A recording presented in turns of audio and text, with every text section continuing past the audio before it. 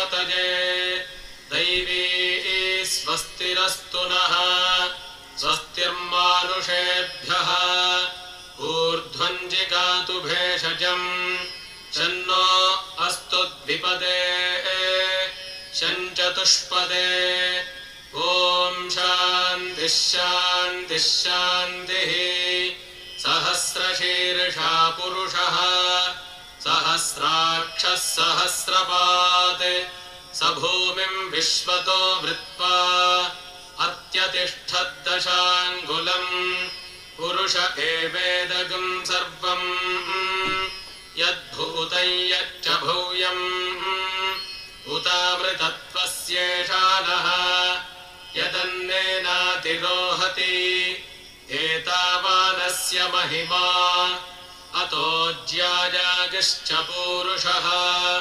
पादोऽस्य विश्वाभूतानि त्रिपादस्यामृतं दिवि त्रिपादूर्ध्व उदैः पुरुषः पादोऽस्येहा भवात् पुनः ततो विश्वं व्यक्रामत् शासनानशने अभि तस्माद्विराडजायत विराजो अधिपूरुषः स जातो अत्यरिच्यत पश्चाद्भूमिमथो पुरः यत्पुरुषेण हविषा देवा यज्ञमतन्वत वसन्तो अस्यासीदाज्यम् ग्रीष्म इध्मः शरद्धविः सप्तास्यासन् परिधजः त्रिः सप्त समिधः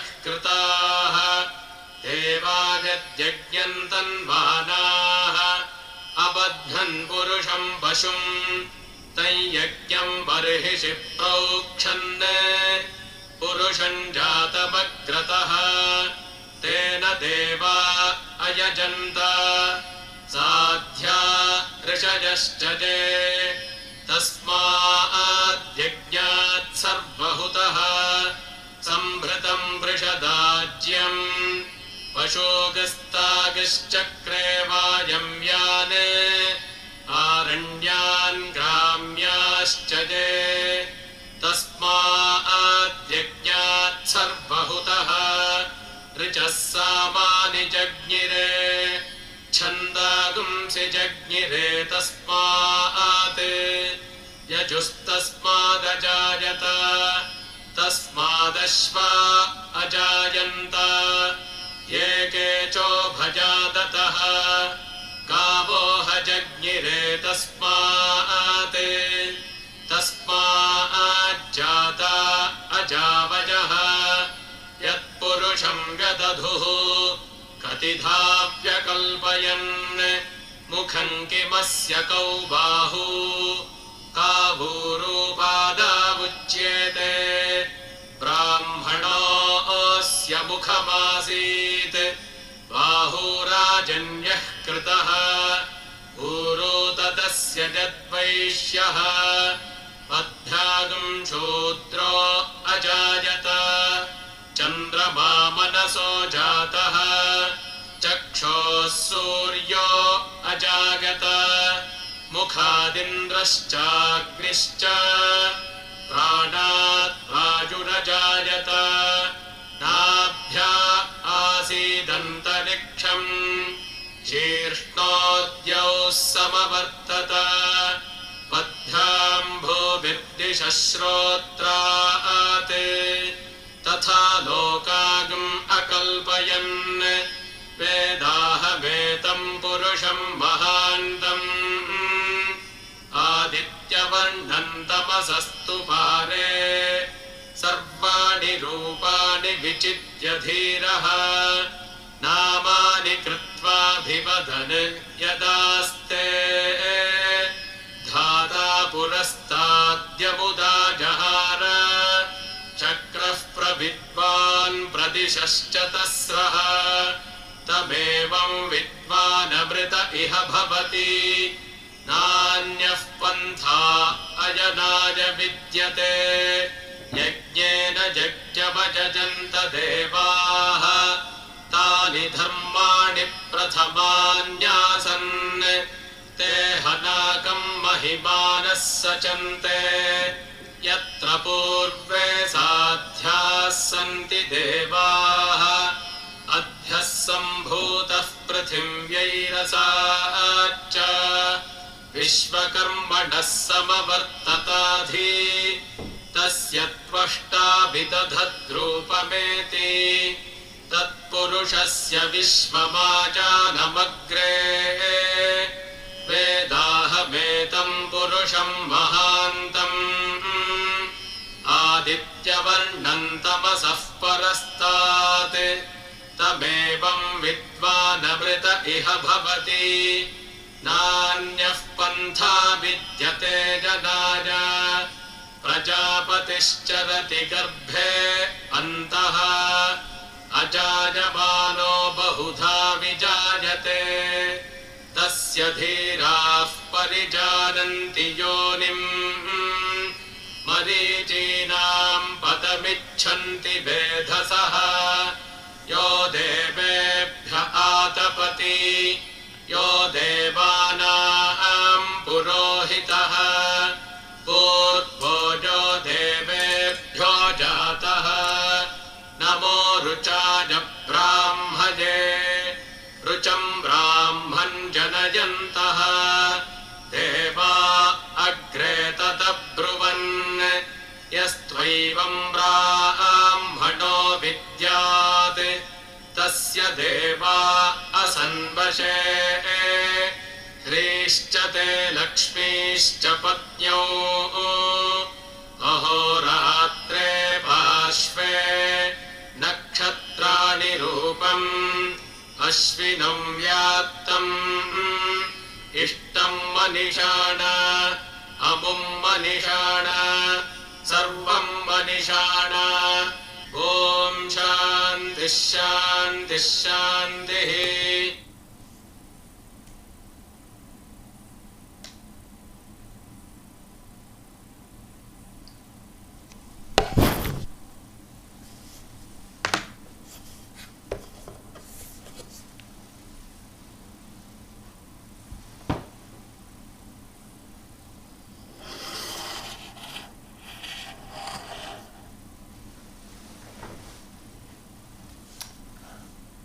Namaste.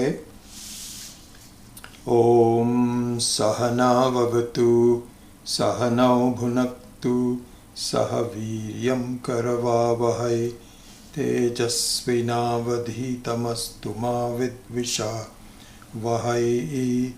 Om Shanti Shanti Shanti. So we are doing the last mantra that Swami Maheswaranji has taken.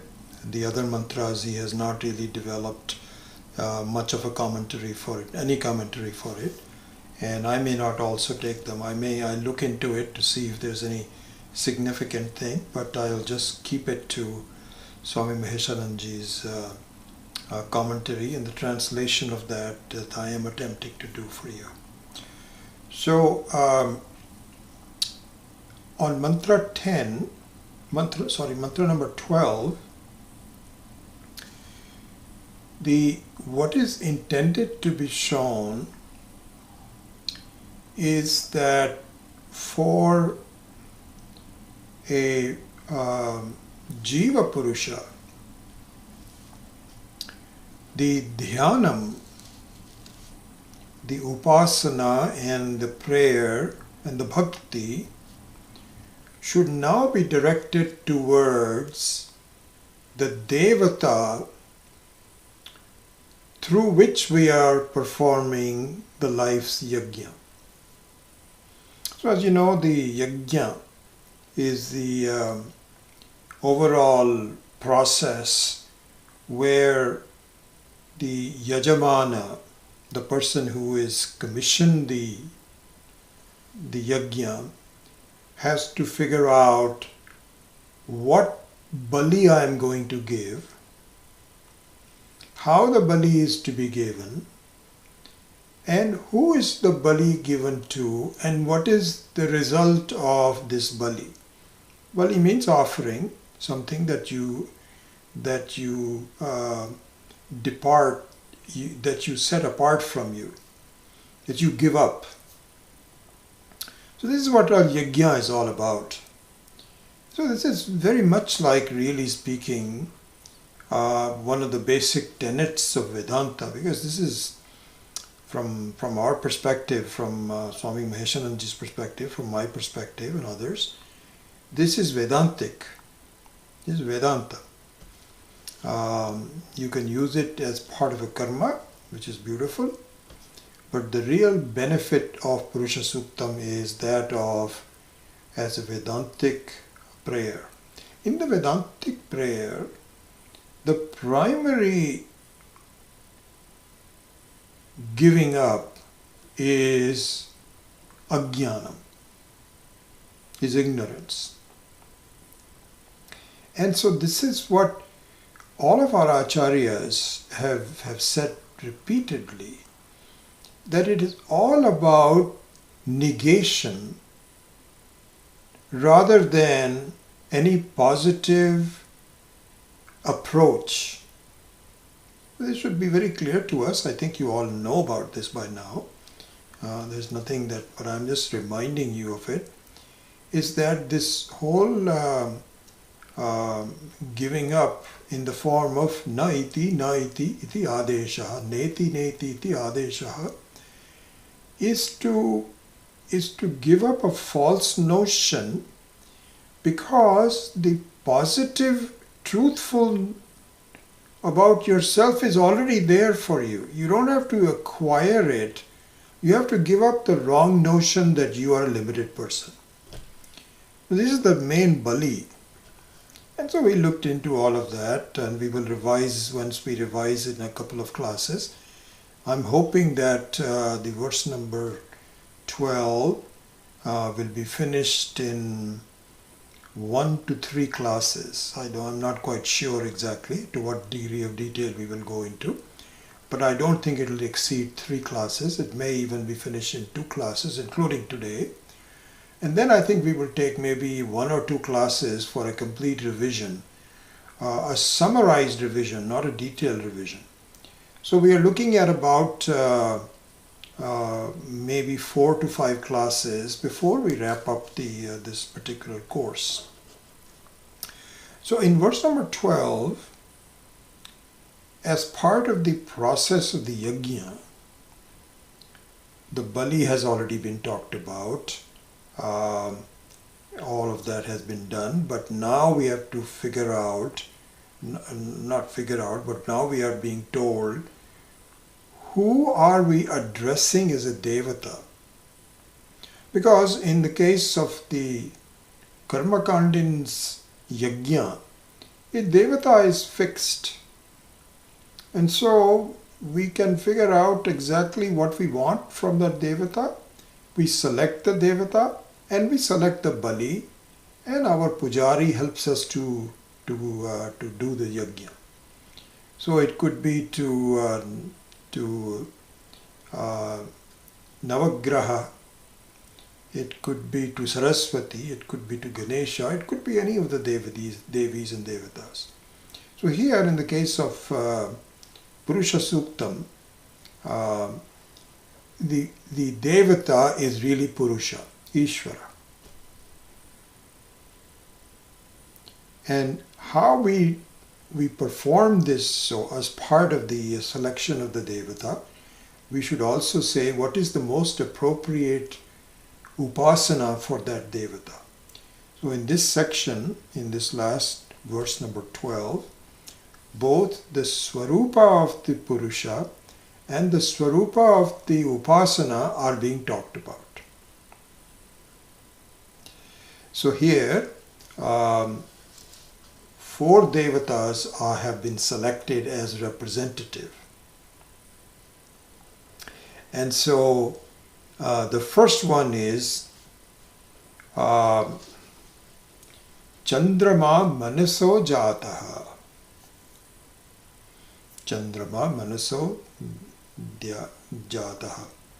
So we saw some portions of that.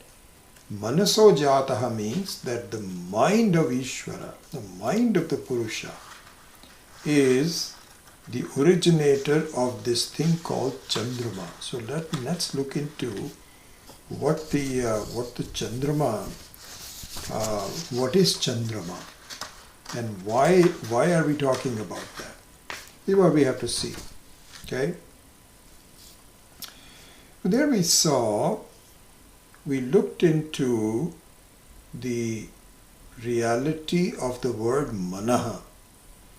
So manaha means the place where we gather knowledge. So the manaha means the manovritti. Manovritti means that this vritti means is a thought which is in the mind, which can be either ignorance, or it could be knowledge.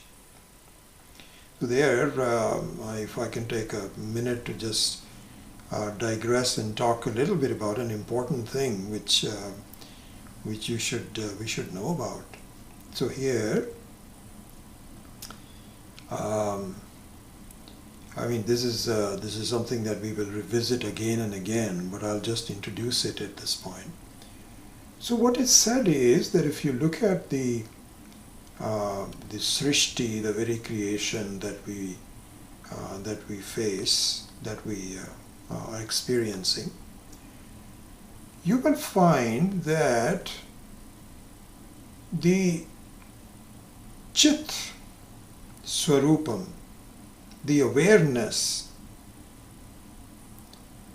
is not opposed to the ignorance. It's not opposed to ignorance. So both ignorance as well as knowledge reside in the awareness. And so, for example, the awareness of a Mahatma is the same as the awareness of an awful criminal person. Same awareness. So the question is, how can that be? How can you have the same awareness in Rama and the same awareness in Ravana? Same awareness in a good politician, the same awareness in a bad politician. So from this it is clear that Paramatma, the Ishvara, the Purusha in the creation, is not opposed to badness or goodness. It is just a creation because it is the very content of the whole creation. This is what awareness is. But what is opposed to ignorance is vritti. So this is something that we should really talk about in more detail at different times. So what is said is that the nature of the whole creation is that if you don't know the reality of the Ishvara, there are problems. If you know the reality of Ishvara means yourself and the Ishvara, there is sukham. The dukkha and sukha has nothing to do with awareness. It has to do with the vritti. It has to do with the manaha. So oftentimes you will see references to this vritti jnana. What is vritti jnana? So vritti jnana means that you as the person, the Atma, you're always blessing whatever the vritti is. But if the vritti is ignorant vritti, it blesses the ignorant vritti. And the ignorant vritti makes you dukkhi.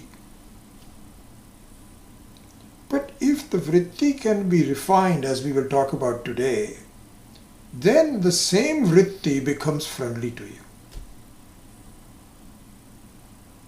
So this is the manaha. This is the vritti, it means the jnane.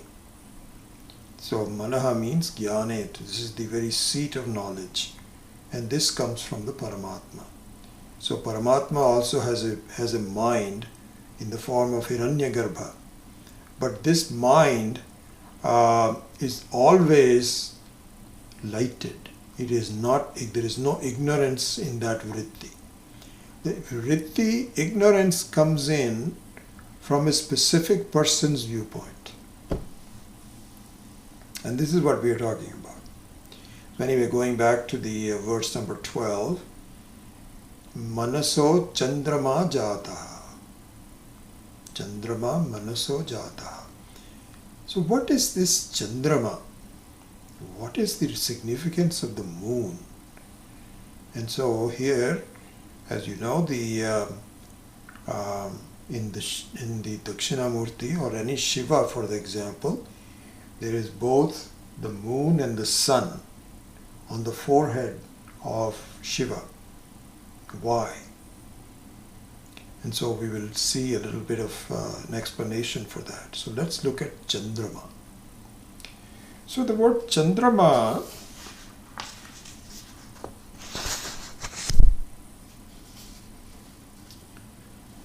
Chandra, Chandrama or Chandra, comes from the dhatu chadi dhatu.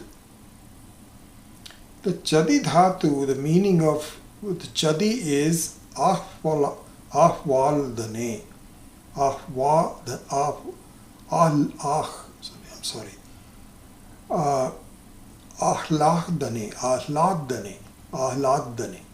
It's ahladdane. Now I've got it. Ahladdane. Ahlada means delight. So chadi dhatu means delightful.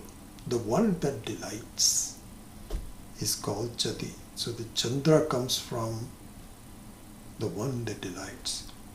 It is a common experience that there is no way the Chandra does not delight.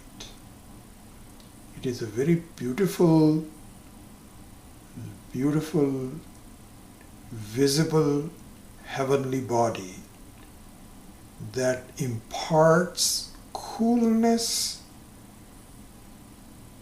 and joy to everyone. Especially when it is fully resplendent, it is fully round, and it is very visible. It is just the source of joy. So, the source of joy is born from the knowledge of Ishvara. Source of joy is born from the knowledge of Ishvara. Actually, the source of joy is born from any knowledge. Any knowledge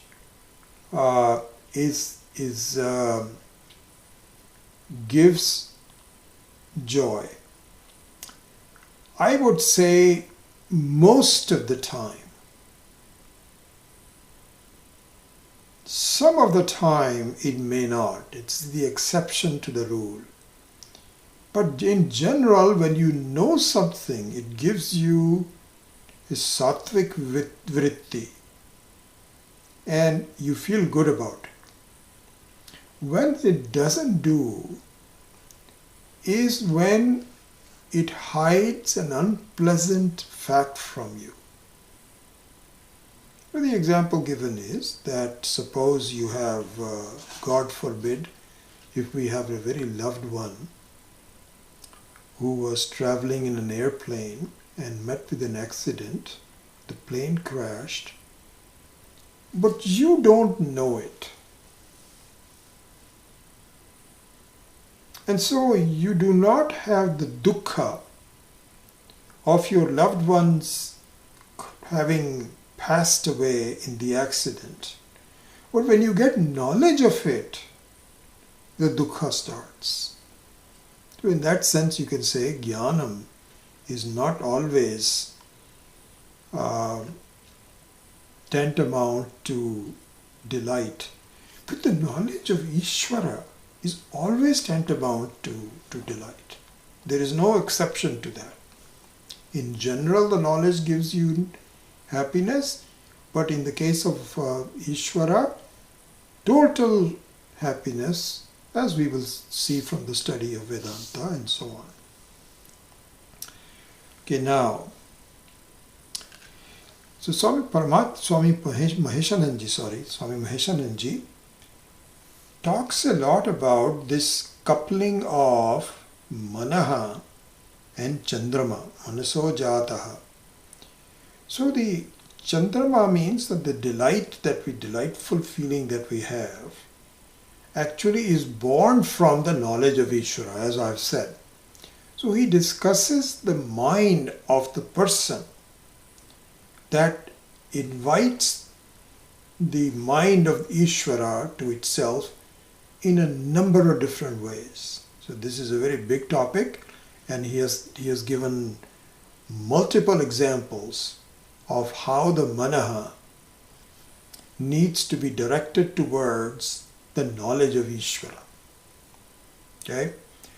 And I think if we did all of that, it'll just take us a long time, and I'm not sure that we have the variety of different ways to look at it. But there's a couple of them that I was very struck with, and I want to talk about that part of it. Okay? So let's look at that.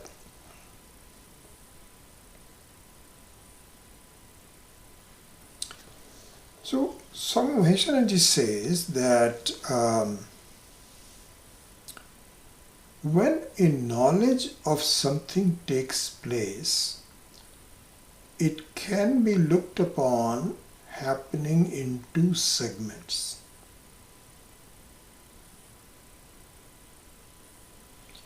One is the knowledge of drishya, the scene,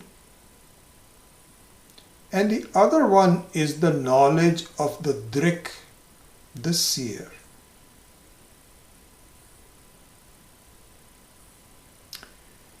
And he says that invariably the knowledge of drishya, what is seen, knowledge of anything, simply creates an uncertainty and vasanas and continuity, not even uncertainty as much as the continuity of a lack of freedom. It continues on the lack of freedom. So let me explain this. So suppose you look at an object, and the object is, let's say, anything. Let's say a car. So when you focus on looking at a car, then the thoughts of looking at the car creates lots of thoughts about the car. The color is good. Where does it come from? What model is this? I wonder who owns this. How much does it cost? There's a number of offspring thoughts that come without respect to the car. And we get lost in looking at the object and thinking about it, and it continues on and on.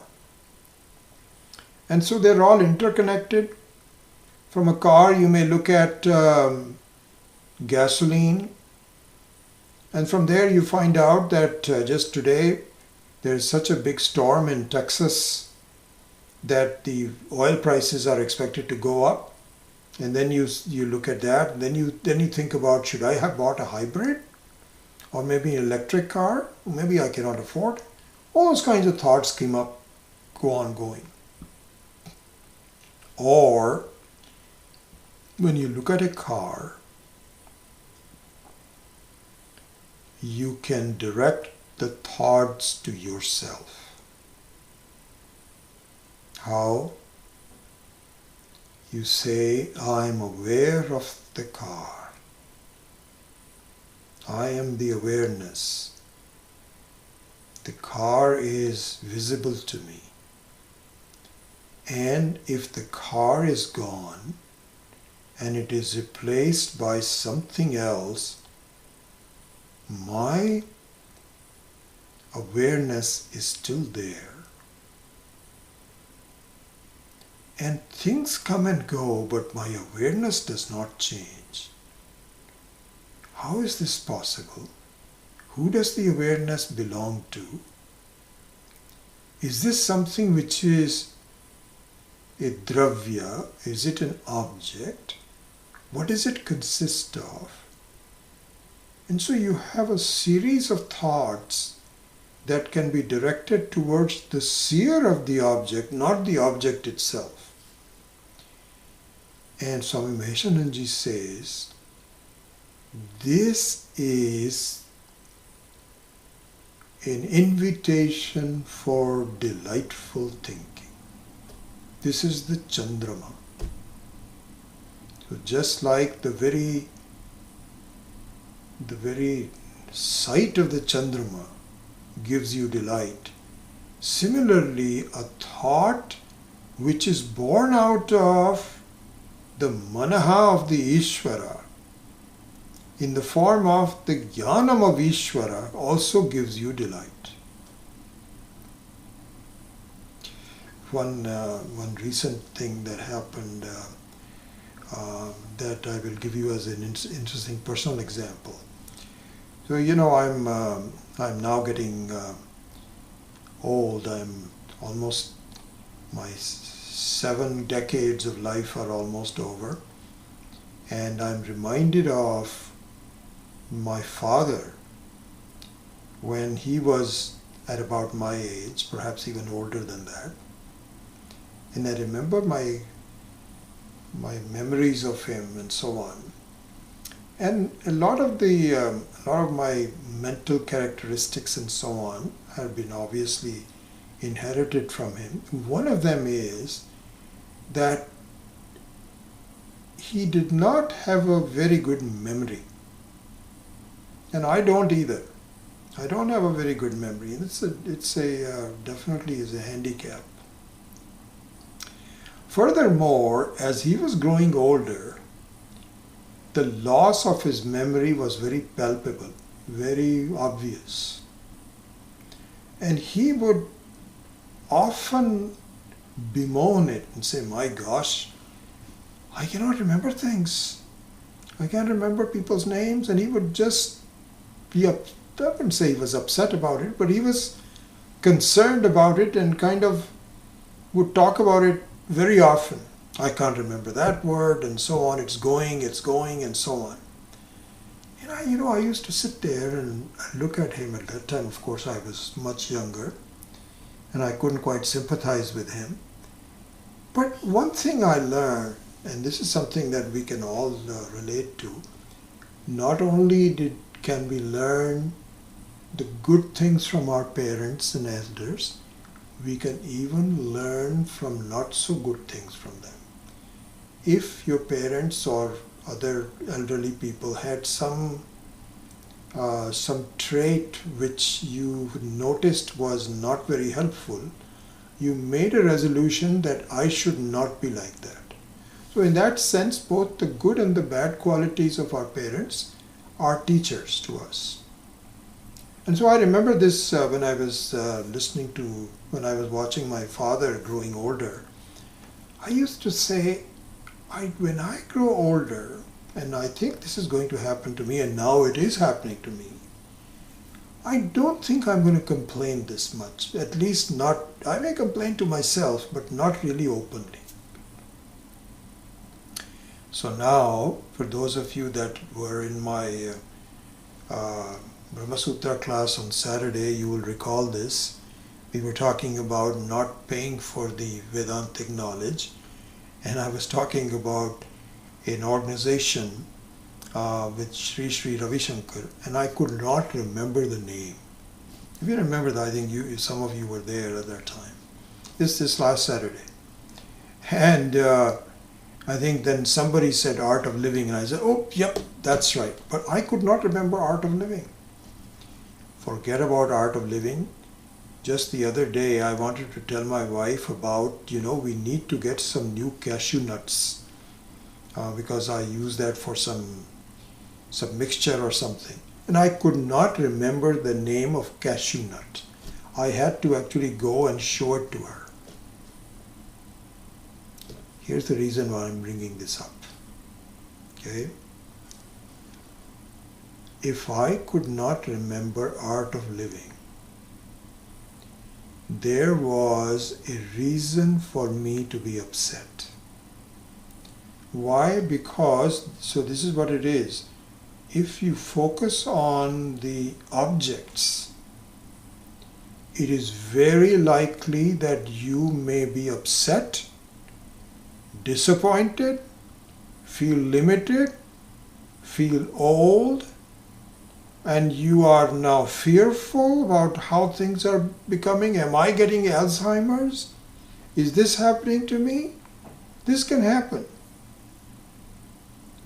But I'm very fortunate that I have been studying Vedanta for all these years, and something has gone in.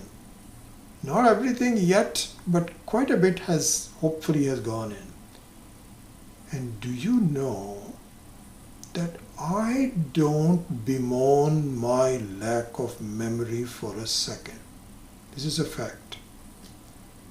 So if I'm forgetting, I'm forgetting. And furthermore, even not that it is negative that I'm not bemoaning. I'm very positive about it because I feel I don't need memory. That's the important thing. In fact, in some ways, the negative aspect of looking at an object creates a sense of independence. You know what? Even when I was teaching the class, I never felt that, oops, I'm sorry, I can't remember Art of Living. I said, I'm awareful. I'm okay whether I need memory. My mind is there or not there, it doesn't matter to me. Just the self-awareness of where you are, that you are just aware, is enough. I remember, this is a long time ago, 21, 22 years ago, when I had a bypass operation. I was not quite even 60 at that time. And, you know about the bypass, that you are completely, your heart stops and you're hooked up to an artificial machine. You really, in that sense, your body has died. But you are still aware. But when the valve, your natural heart valve, is reconnected after the surgery, you come through a period, I remember this so well, where you say, where am I? It is such a complete break. And guess what? I think by that time I had already been studying Vedanta with Swami Dayanandji for quite a while, about 20 years or so. So it's not as though I was immune to Vedanta. But I remember the feeling of joy that I am awareful. Where I was awareful, I don't know. But I was awareful. This is the point that Swami Maheshananji is making. He says that as you progress towards an introduction to Vedanta, then what you will see is that the conversion of Ishvara's manaha into Chandrama, into delight, would mean not really exposing yourself to the limitation of objects, limitations of memory, for example. I could easily be upset I could be walking around saying, and in fact, really, it's an amazing how quickly I'm forgetting. It doesn't bother me. This is all part of old age. And it gives me great freedom to say that I don't need it. I'm okay without it. So when Swami Maheswaranji was explaining this dual approach, a dual way of looking at things. One is you are at the mercy of objects and you are now upsetting and being upset and so on and so forth, as opposed to appreciation of the self. It really hit home to me, honestly. I could see this is exactly what is happening. And so with that he gave this example of the manaha, manaso jataha. And there are lots of other examples like this, but I thought that this is the one that I would bring up and not really discuss a broad set of different things. I'll mention a couple of other things, but this one's the one that really hit home to me. And I thought I would talk about that. So anyway, I'm done with that.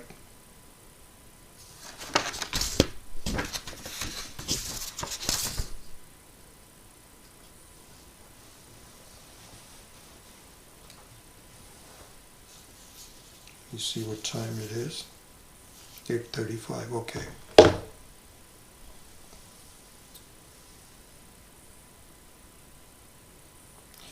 All right, let's look at another aspect of the manaha and manaso jataha chandrama.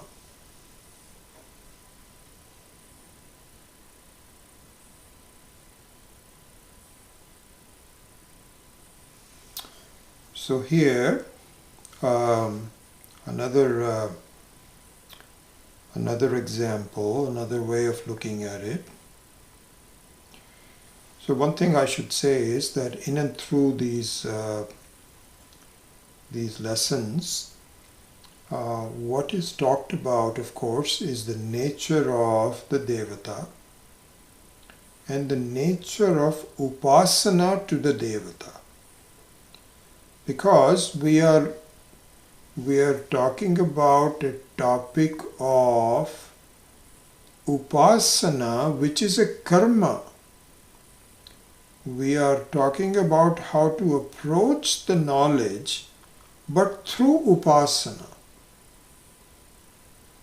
So upasana should always be look at something which you have to try for. So the example that I always bring on this is that once you know swimming, you don't say, I know swimming.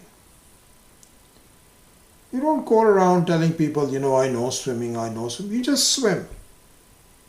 This is kind of knowledge of swimming. But until you know swimming, you have to try for knowing swimming. So in that sense, that is called upasana.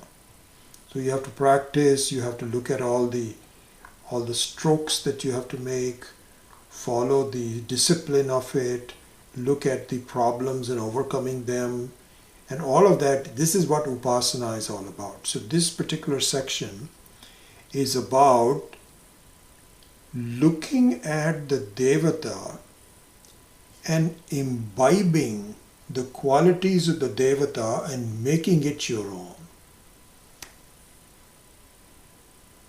So in that spirit, okay, I'll tell you about a story in the form of a story that Swami Maheswaranji gave. Beautiful story. So it appears that,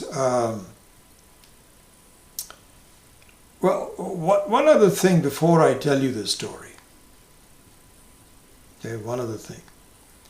And so this is the nature of doing upasana so that you are free from the problems of samsara.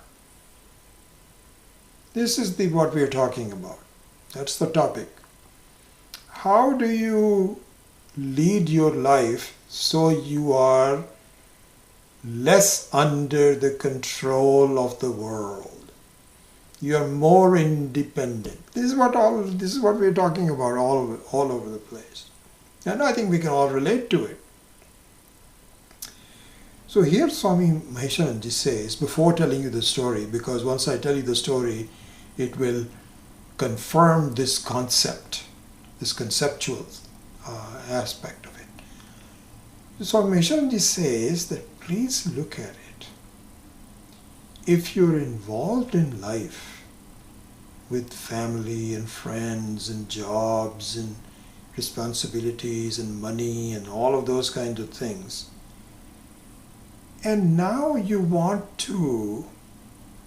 discovering the beauty of spiritual growth, of understanding something deeper, not just the normal day-to-day stuff, but something which will transform your life to something which is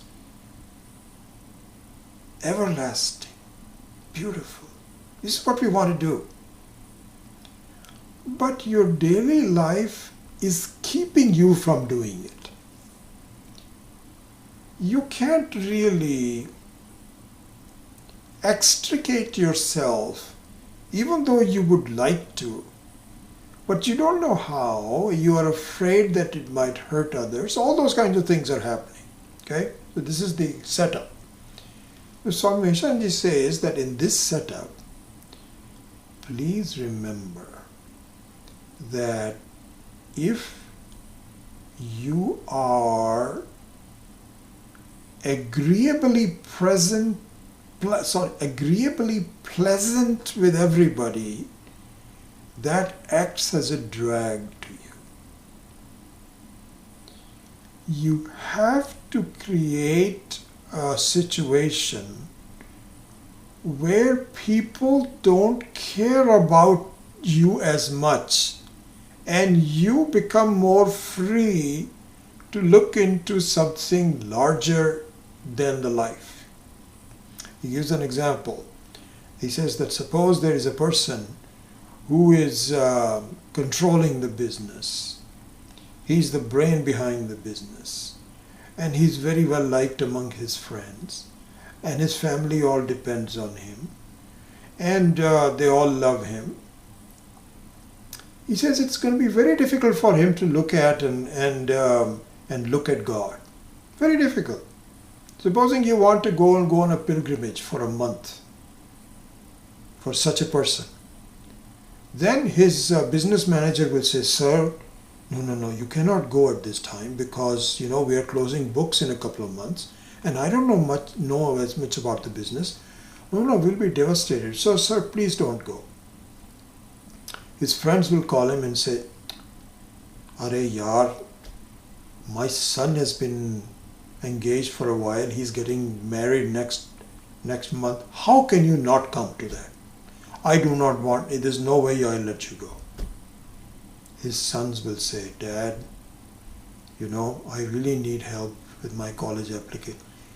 Long story. Finally, you're not going to go because something is holding back. And so you say, okay, look at Paramatma next year, but this year I'm not going to go because everybody loves me. He says, supposing you make a nuisance of yourself and you're criticizing people and you are, no one is really happy with you.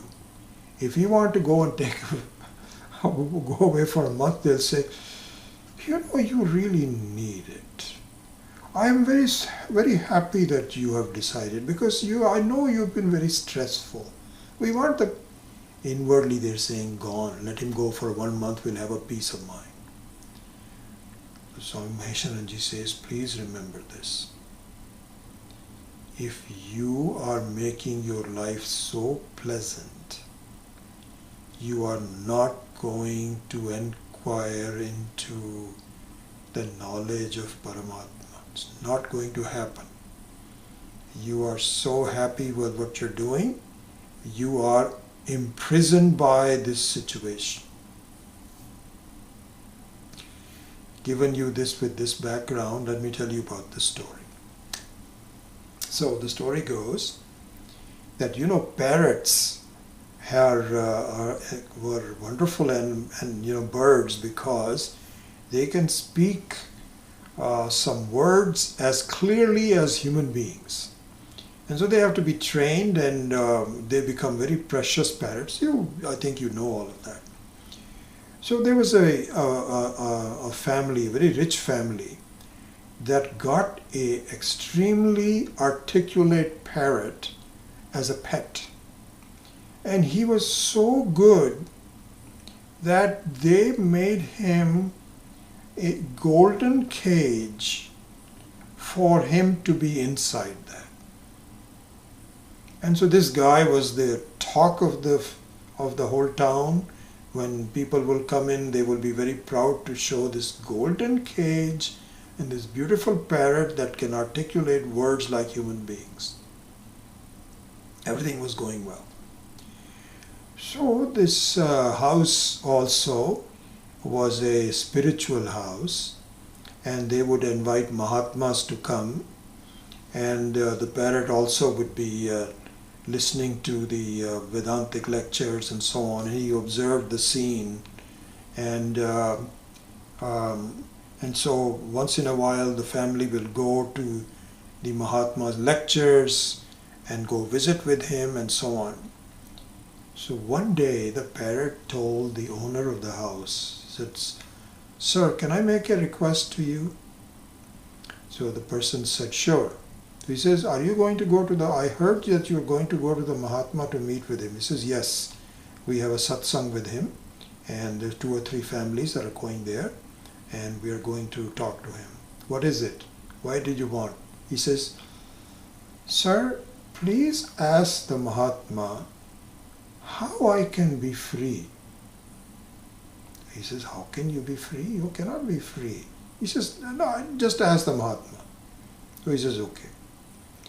So this family goes to the Mahatma and says namaskar and all that.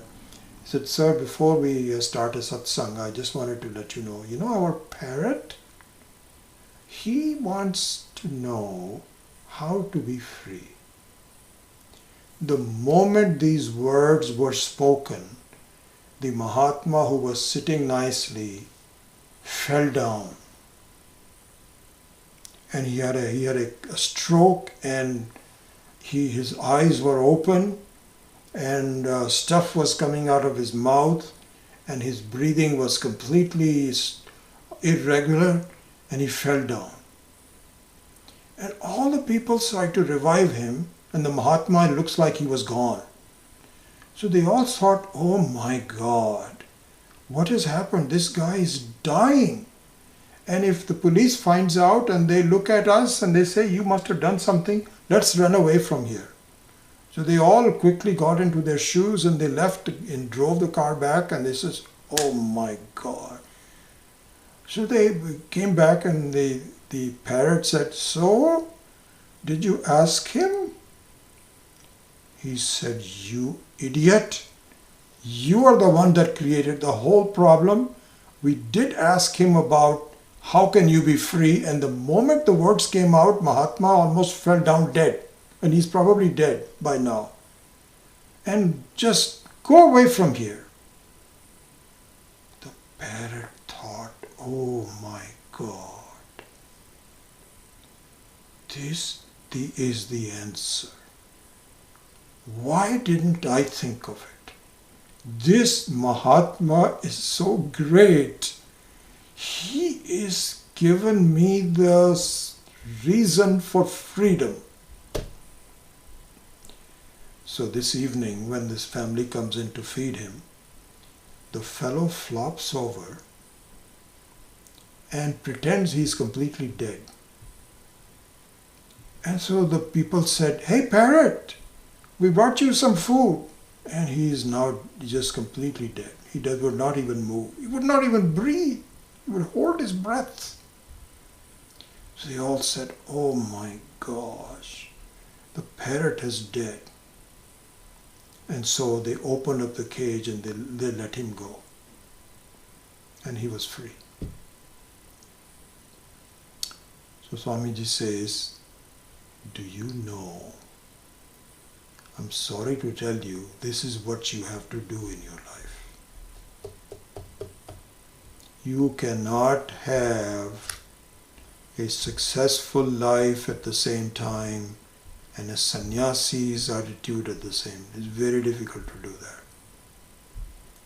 What you have to do is to make yourself indispensable, not indispensable, but dispensable, and create just enough friction with the people around you that they don't care what happens to you. And you spend as much time as you want to do it. They don't care. All those talks about, aren't you going to do this with me and so on are gone. They're disappointed in you. You've given up. You may not die to them. And actually this is done repeatedly where householders can just leave and go away and become a sannyasi. This is done all the time. But even if you don't want to take such a drastic step, but what needs to happen is that your mind has to be now prepared for dying to this world and adopting. And this cannot happen until you are convinced of the knowledge of Ishvara. And so this is the push-pull that has to happen. So this is another story to say that do not try to, if you are in a situation where you're trying to become more popular to the people around you, do not forget that this will bind you. If you think that you are spending as much time as possible in the discovery of Ishvara and all that, despite what's happening to you, fine. But it's very difficult to do. Do not be afraid of the fact that you may not be a popular person. People may just say, I don't know, this is a crazy person. Let him do what he wants to do, whatever she wants to do. Then you have a better chance. So this is, I thought, was a very good story. And so this is not an easy thing to do. Here, there is a verse here which says, Durlabha Shiva Bhakti va Durlabham Guru Darshanam Durlabha Sahajavastha Shiva Yoga Sudurlabha. This is the verse. Durlabha means very difficult to find. Durlabha Shiva Bhakti. It is very difficult to find someone who is now wants to be free of samsara and may I gain some freedom to Parameshvara. It is very rare. Then Durlabham Guru Darshanam. Just like in the case of the parrot, the fellow has been sitting in this golden cage for numbers of years. It wasn't until he could hear this wise man come in and give discourses in the home. He said, wow, I think he can give me the way out, and I wonder how. So he says, Durlabham Guru Darshanam. And the third one is Durlabha Sahajavastha. Sahajavastha, this is also a very interesting thing. Sahajavastha means the discipline to stay dead for a while. Swamiji says, suppose this parrot while he's lying down dead, not breathing. And then when somebody is trying to wake him up, he moves a little bit, the game is over. The game is over. They'll say, he is not dead. Wake up, you fool, you're not dead. Similarly, what I would say is, I'm just giving you my own life an example. You know, we talk about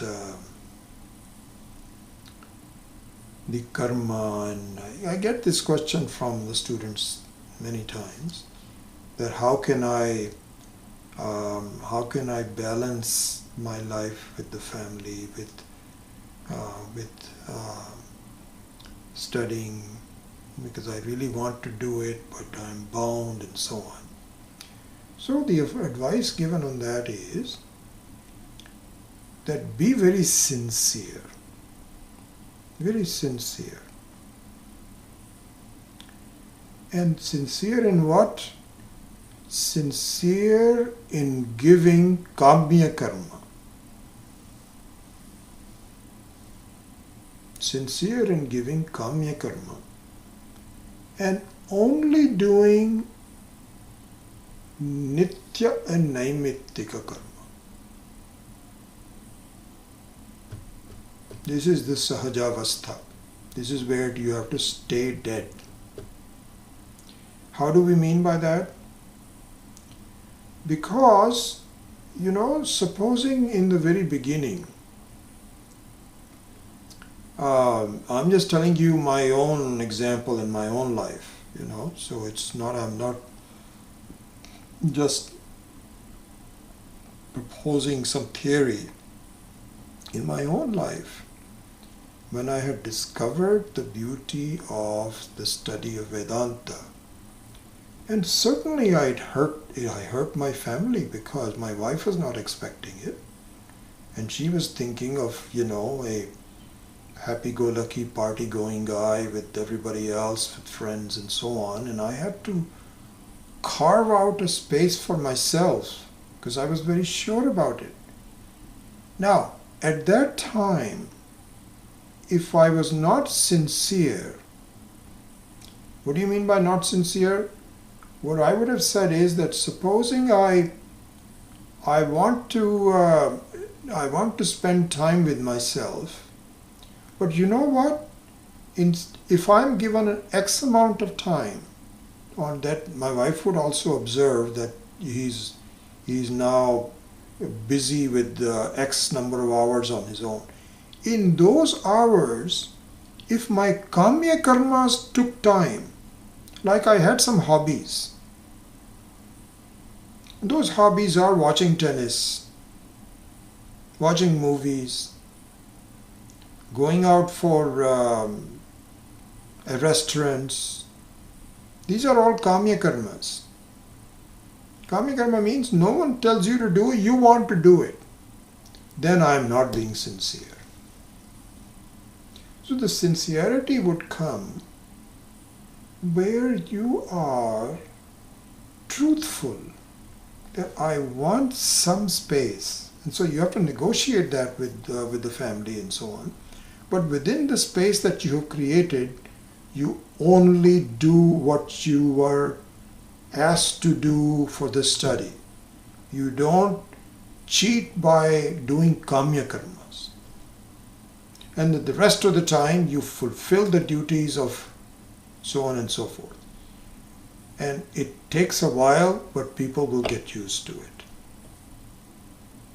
So if that happens, then they're not depending on you for things. They're depending on some normal things that have to be done. Bills have to be paid.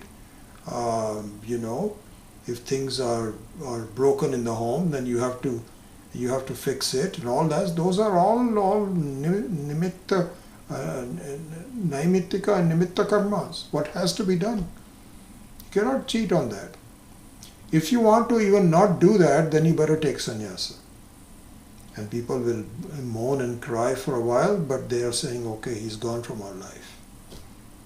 But if you're not ready for that, then you should at least continue to fulfill the Nitya Naimittika karma, but don't do any Kamya karmas. This is the sincerity that I was talking about. So this is what is called Sahajavastha. So Durlabha Sahajavastha means, Sahajavastha means very natural way of leading the life where you are now disconnected. So he says, Durlabha Shiva Bhaktirva, Durlabham Guru Darshanam, Durlabha Sahajavastha, Shiva Yoga Sudurlabha. So now you fulfill all the three other ones. You have turned towards Ishvara, you found a Guru, like this parrot did. You found a Guru. The Guru showed him exactly what he needed to do. He says, be dead to everybody else. As long as you are a talking parrot and you entertain everyone, you are never going to be freed. You need to be a useless parrot. Then people will say, let him go. What are we going to do? You can they'll probably throw you out as a dead parrot, and you should wink at them and fly away. And then, in the last part for us, this is still an upasana. This is still an upasana. This is still trying. But to actually continue to do that until you have a clear idea of your identity with Shiva. Shivoham, Shivoham. This is very difficult to do. Not easy to do. And so the same thing is given in the Viveka Chudamani. Durlabham Trayam eva etat deva anugraha hetukam manushyatvam mumukshutvam mahapurusha samshraya. Viveka Chudamani. He says, Durlabham, very difficult to get. These three things. Etat deva anugrahad hetukam. So he says, only the anugraha of Ishvara, the blessing of Ishvara, you cannot do it by yourself. You cannot say, today I'm going to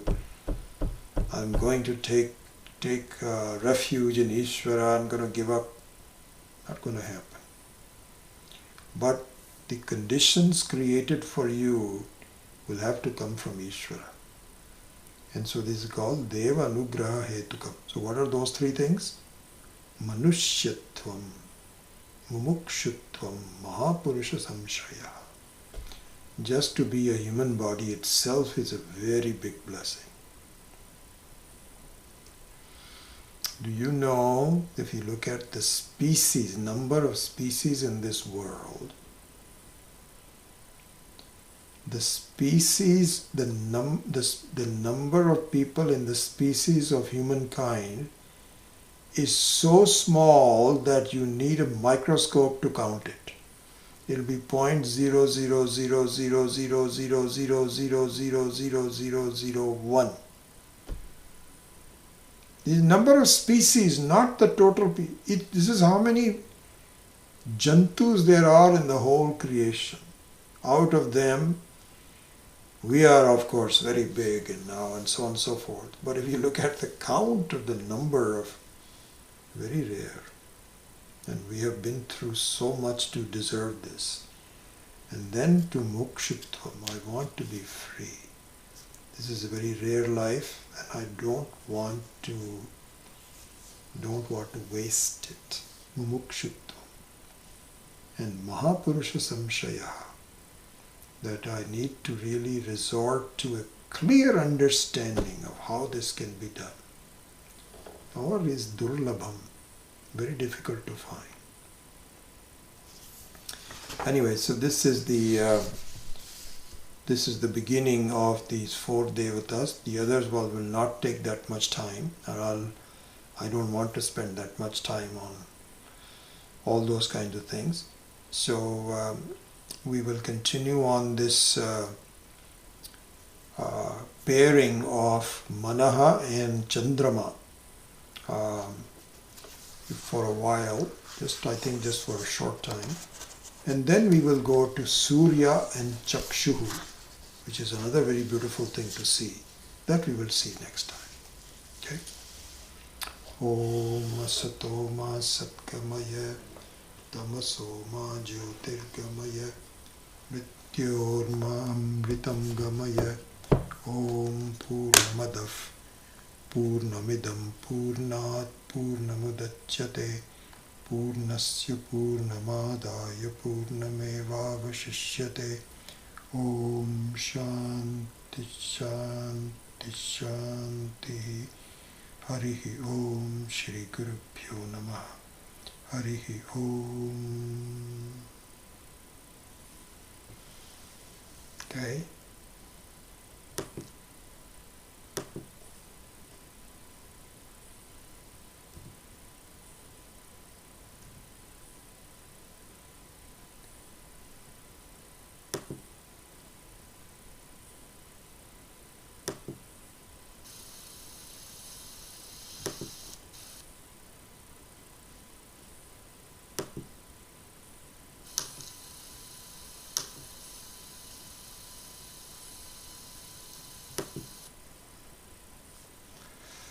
All right, let's see. Suvarna Chandradulam Gajananam Srinivasan Jaya Murli Darshana Shantikumar Anjali Surendra Bhargava Balamani Raj Velapuri Kalpana Dave and Bharat Panna Bhuva. Oh, welcome Panna. Good, I have not seen you for a while. Virendra Singh, Mary Penn, Satish Jalota, Natalya, hello Natalya, Sam Dillon, Jairaj, Prakash Nair, Lakshmi Kaushik, hi Lakshmi, how are you doing? Renu, Ila Joshi, Arvind Taylor, Maithili, Zarina, Subroto, Shankar Naisaman, Krishna Birru, Krishnamurti, Gauranga Krishnamurti, Sulekha, Subhash Jain, Surinder Chaudhary, Chris Narayan, Shanti Kumar, Balamani, Sulochana, Keshav. Very good. Excellent. Thank you all for attending. Okay. Shanti Kumar, your awareness just after surgery is a very good revelation, and more so in the entire memory is intact after that, else it would be great loss. Thank you. Balamani, if she likes family, family likes she, attached, then spiritual exploration may not be possible. That's exactly right. I think that because the transactional vyavaharika sat is very difficult to leave. So it's very interesting. This should be looked at as the ashramas of one's life. So this doesn't mean that one should not be pleasant to the family.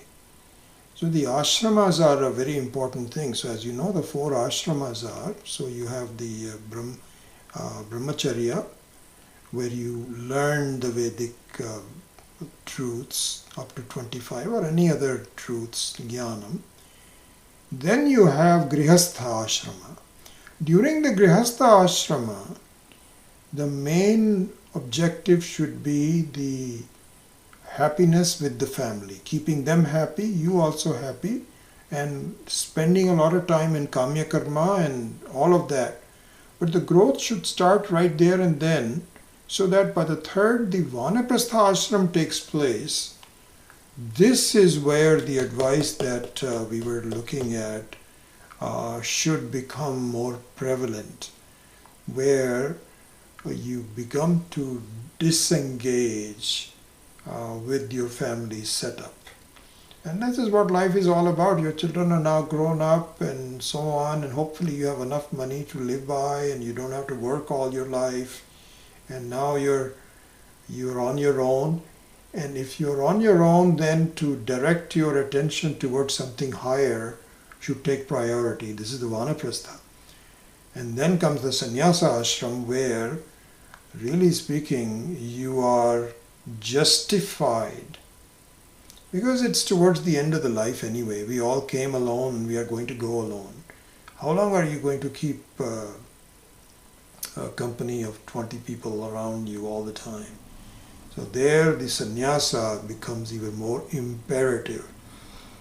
So our system of, as we saw in our earlier treatment, that the ashramas also encourage this kind of a process and this kind of situational analysis.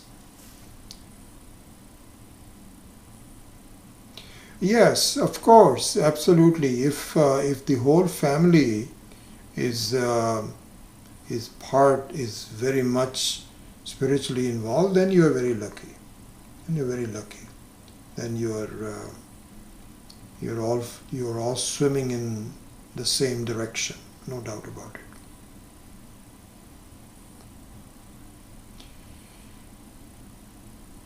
Shantakumar says, what if one uses hobby as an upasana? The question is if the hobby is laukika or shastrik. If the hobby is laukika, it is worldly, then no, you cannot call it upasana. But if the hobby is connected to the spiritual growth, for example, if the hobby is to serve the community, totally serve the community, not with any personal gain, then it is closer to a spiritual growth. Not exactly the same as spiritual growth. Social work also, if it's a hobby, it's a distraction. Let Ishvara take care of the society. You do the best you can. Spend an hour or two, but don't devote your entire life to the advancement of the society, because it's too big. And you're just fooling yourself that you can take care of it by yourself.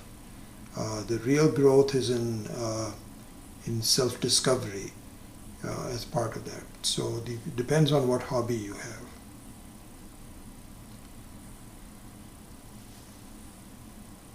Keshav Chopra, I need help to do meditation. How and when may you please suggest?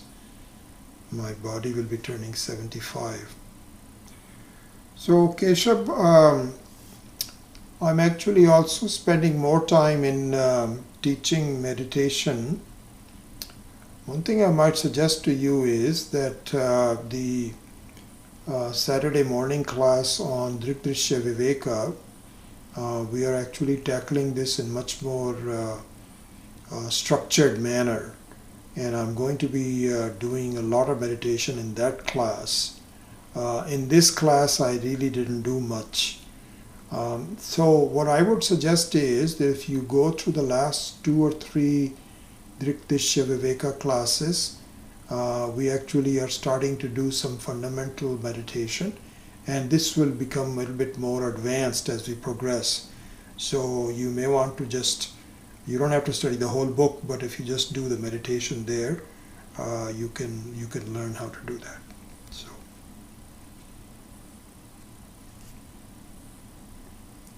fine arts, yeah, not really helpful. Fine arts is not a hobby that. What I would say is that, and this is Swami Dayananda's advice, it's not my own, what he was saying was that if you have to be involved because of the nature of what you're doing in some or the other hobby, then the hobby you should do is something to do with classics rather than applied. So for example, if suppose you are interested in learning music, then learn classical music. If you're interested in learning about literature, learn classical literature. And because the discipline of following the classical aspects of any hobby will help you in the study of Vedanta. That's what he used to say. Srinivasan, would it be correct to say that liking by itself is not bad? Rather, issue is with dislikes motivated by one's likes.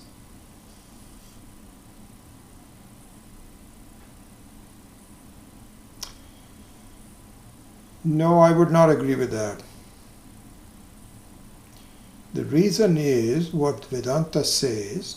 It's not my own personal, I'm just giving you the Vedantic view of this. Both likes and dislikes are distracting. So this is why they say that both, even punya as well as papa, has to be avoided. How? Because punya, good deeds in the past, results in situational happiness, worldly happiness. Situational means worldly happiness.